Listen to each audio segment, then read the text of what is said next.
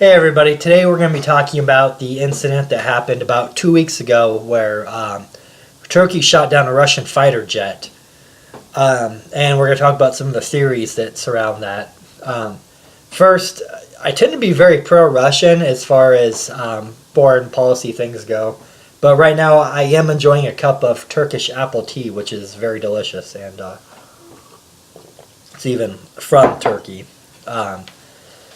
So anyway, one of the main theories out there is that Turkey shot down this Russian jet because they were pissed off that Russia was bombing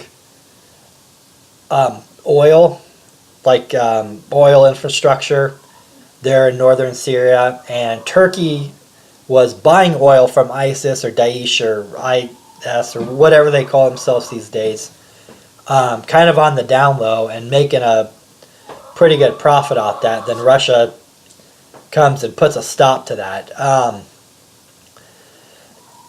Yeah, I'm sure that did happen. There's been a lot of evidence put out that Turkey is buying oil from ISIS and funding those endeavors. The Russian media has put pictures up of basically lines of tankers going into Turkey from Syria.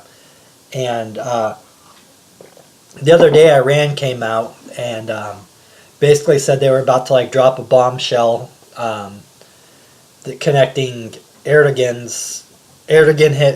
himself and his family to oil profiting in Syria. And Russia made the same claim too. And it's kind of been backed off of a little bit. We haven't seen anything quite come out on that. But basically what's going around the internet right now is that Turkey shot down this plane because they were pissed off, and because Russia was harshing their gig or whatever by doing this. Okay, now before we go further, there's still a little bit of debate on what exactly happened as far as the plane. The official story from Russia is that the flight path was basically skirted the border and at no time went over. The Turkish story is that the plane was in Turkey and they told them to leave 10 times. Other stories, which might have been believable, is that the Russian plane did cross into Turkish airspace for a very brief period of time.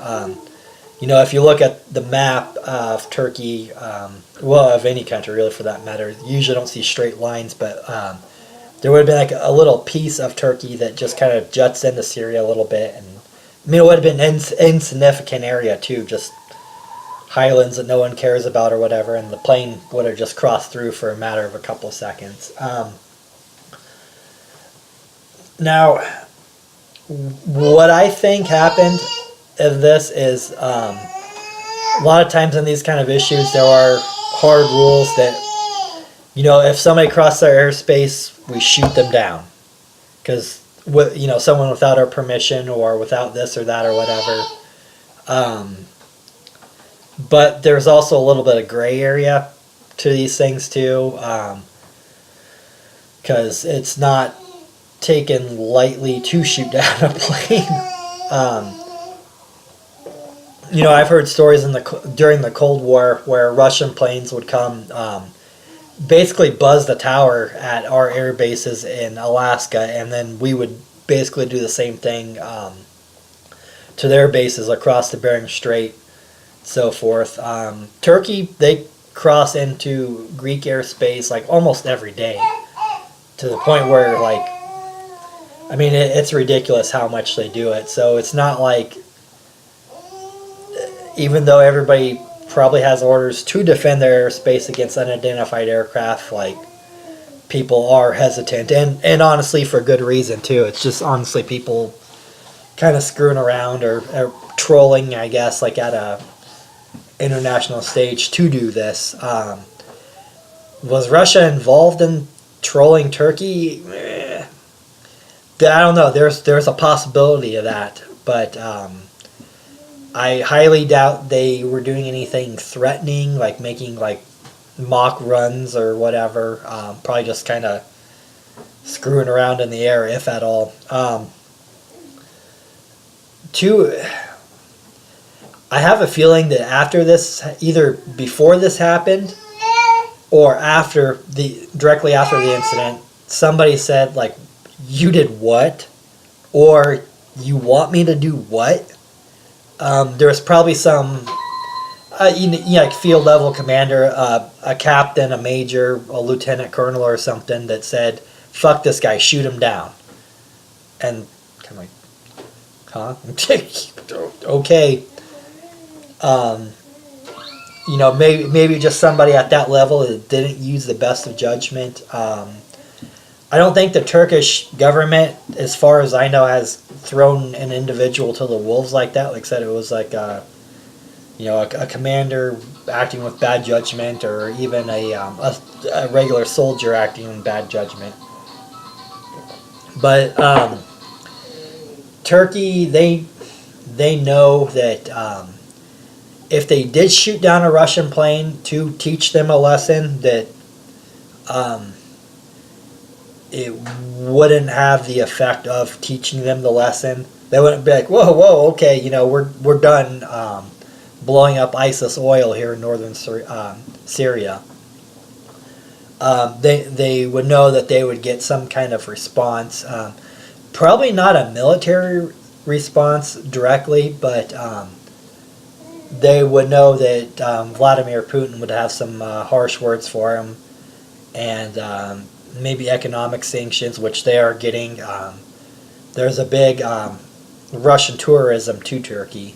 In fact, I remember when I went to Turkey a few years ago, the hotel we stayed at, in the morning, like in the breakfast area, there was just a ton of Russians all over. But I know that's slowed down quite a bit, and they said they're going to start boycotting Turkish food.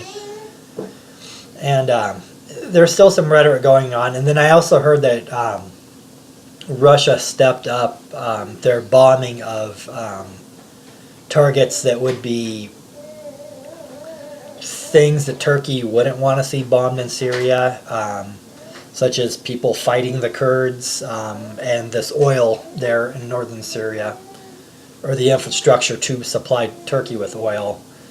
And it's been increased, and they're probably not happy about that. And the Turks, these guys, they're smart enough to know that like there would be a reaction like that Russia wouldn't take something like that sitting down, just because there's actually a pretty long history of antagonism between Russia and Turkey, and it goes both ways for sure. But these aren't warring nations or anything. They, at the diplomatic level, they were friendly, so it just doesn't make any sense to just shoot this down as like a matter of policy. So honestly, I just think someone fucked up at the ground level, and honestly, Erdogan, and he's kind of rolling with it though, which is a little bizarre. Well, I don't know if it's bizarre, but he's kind of sticking with, hey, stay out of our airspace. It won't happen. They haven't issued an apology. There's been some things, the body. I believe Turkey had some kind of role in recovering the remains of the one pilot that died. Or I guess there was two. There was two aircraft, and I don't know how many exactly died. Because there was a rescue helicopter that got taken down by a tow missile, rescuing these guys. So I don't know. I know Turkey, and everybody for that matter, are pursuing their own national interests in Syria. And it's kind of interesting to see how that plays out, just because there are so many different moving parts. The Turks, of course, they want that oil coming in. They want to support their ethnic Turkish brothers across the border. and they also want to keep the Kurds there kind of under control, and because if Syria falls apart and there becomes a Syrian Kurdistan or whatever, that's kind of bad news for domestic politics there in Turkey, as far as their own large and restless Turkish population. Then, Russia, they're not acting completely altruistic either. They want Assad's regime to basically stay there and keep control of things because Russia has a lot of business interests in Syria. Syria is also Russia's one of their main allies, I guess, overseas. And Iran too, for that matter.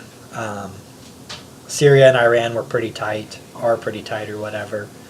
So Russia would like to see stability there so they can continue the oil pipelines and so forth. And Israel has their own little devices on Syria. We have ours, along with everybody else, our friends in NATO or whatever. So I don't know. It's easy to see sinister motivations behind everything anybody does over there, and there are sinister motivations, but I think this was just really a case where somebody took their orders a little too seriously and just didn't use very good discretion on this, and hopefully cooler heads prevail. It kind of sounds like there's still tensions between Russia and Turkey over this, but I don't know. I don't think that we're going to see Istanbul become Constantinople pretty soon over this. But you never know. You never know. So, anyway, my wonderful Turkish apple tea is done.